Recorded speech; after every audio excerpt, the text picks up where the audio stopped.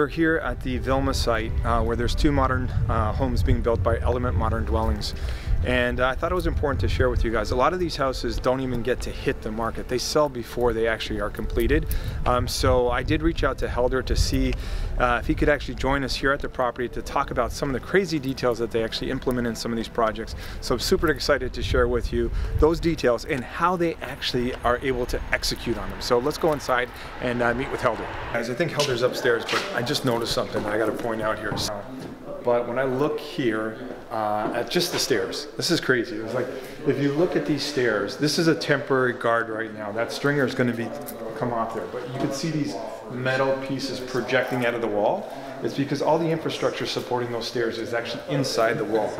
But this is what's crazy. If you look at the way the drywall is inserted, you're going to actually see that the drywall is individually cut around each individual piece, and then that sheet of drywall is like literally lifted and slid right in. And the reason for that is so that now when they actually clad the stair, they're going to insert basically a sleeve over that metal piece, and you're going to have this super clean finish on the drywall. So just that time and care to stencil that and put that in is just crazy. The man who needs no introduction. Little chicken wing. Yeah. How you doing? Good, I'm doing good. So again, I just want to thank Helder for meeting us here at Vilma. There's a ton of details in here we'd love to cover with you, but in the interest of time, we're just going to hit a few today, and then what we're going to do is continue to put out more content and continue to use more of, I guess I can't touch you, but more of Helder's time, but we'll do that later. But right now, we are in the second floor in the master bedroom and in the ensuite.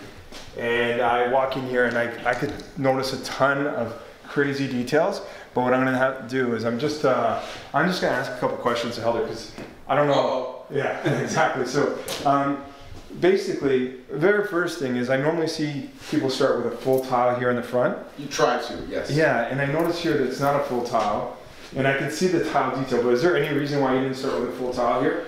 You basically have to consider all aspects of the room in terms of how you're going to lay out the tile. And the key, in the end, the key was to have a full tile, and in terms of this joint line up right to the center of the drain. And everything else played off of that starting point. And I could see that, because that's going to be the focal point. So what you're saying is that center point of that drain, that dictated where this tile started, and that's your first full tile, and you kind of work from a full tile back that way. Is that correct? Yeah, and you analyze that or assess that, and if it's too small of a sliver, you start again. Got it. But because that was just over a foot, we were okay with that. Got it. And then I also noticed that you already have like the tracks buried in here, where typically, how would that normally be done? Well, it's a lot of times guys rely on just silicone. This is mechanically fastened. There's going to be a secondary track that's also in the ceiling that's oversized. You slip the glass up, down. Now you have a complete, solid, mechanically fastened unit. And then the nice thing too is, I guess you're not going to see that separate U channel above the tile on the floor. It's going to look like the glass is sitting right on top of the tile. Yeah, the same intent that we do with staircases, and we bury the glass in the same manner, we do it in the showers as well. Yeah, so and I love that detail because it gives you that whole frameless look. The other thing too is just looking at this corner. So generally I normally see on a tile, you're normally having that L shape, that stainless steel or black trim. Here I don't see that. No, and the idea or the thought behind that is you want a more monolithic experience, so the tile looks like it wraps like it's out of one piece of stone. So we use a 1/2-inch tile, which allows this miter to be a lot cleaner.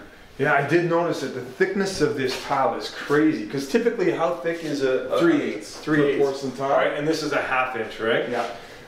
Another crazy detail is the fact that obviously I see you got the wall mounted fixtures that are coming off the wall, but it's the way you were able to kind of capture and keep a solid full tile that lines up directly with the shower. So I'm guessing that you did that as well. That wasn't just by fluke, that the tiles and where you started, the heights, the niches where you reach in so that you can get your shower warming up before you actually step into it, the positioning of those, where the niches are located, centered on the tile as well.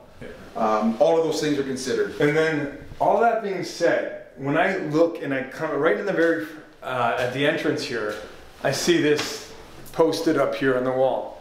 So this is something I guess your design studio does, is that after you've kind of figured out what this is going to look like, just tell me a little bit what that's all about. Well, it protects the design intent, so we lay that all out in the studio. Grout thicknesses, tile layouts, maximizing the use of each tile. It makes it super easy for the contractor, the tile guy in this case, to price it. Yeah. And then there's no room for error in terms of expectations with installation. Yeah, because I get people call me all the time. It's like, hey, where should I start the tile? Where should it end? Where should I wrap it? How do I finish it on the end? So all that stuff's already figured out for them, so before they even get here. That's awesome. So Helder actually got stolen away. Some of the trades are here and had some questions for him. So I'm going to take you through some of the other details that he had shared with me earlier. So right now, this platform here is here temporarily. This is going to be an open 2-story in the family room. If you look back here, that's going to be the exterior wall. And what they're going to be doing is taking that very large tile, that 1/2-inch tile, and they're going to clad the outside of the exterior. And that same tile is going to wrap in this 2-story area that is basically the focal point where the fireplace and the TV is going to be downstairs. But here's the level of detail I want to show you.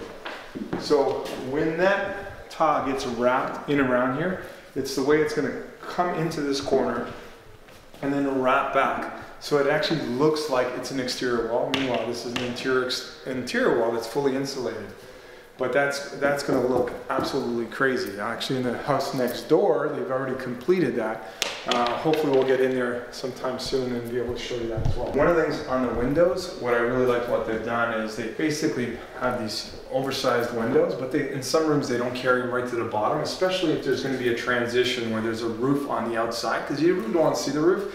So everything's very strategic of where the window stops, so that the sight lines, you're not seeing the outside of a roof on the lower level. The other thing here too is everywhere in this house, they've actually created these pockets for the actual blinds, so that you do have the automated blinds. When you click on them, they'll come down, but you really don't see them when they're in an up position. Now, pretty easy to do when your joists are running this way.